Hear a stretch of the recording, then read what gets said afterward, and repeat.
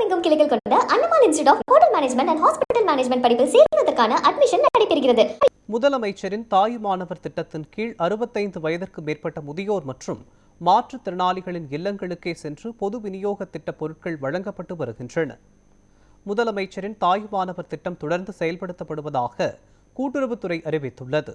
இதன் தொடர்ச்சியாக ஜூன் 2 மற்றும் 3 ஆகிய தேதிகளில் சென்னை மாநகரின் அண்ணாநகர், ஆலந்தூர், சோழிங்கநல்லூர், அடையாறு, அம்பத்தூர், தாம்பரம் உள்ளிட்ட 18 மண்டலங்களில் உள்ள 990 நியாய விலை கடைகளின் விற்பனையாளர்கள் வீடு தேடி அத்தியாவசிய பொருட்களை விநியோகம் செய்யப்பட்டு வருகிறது.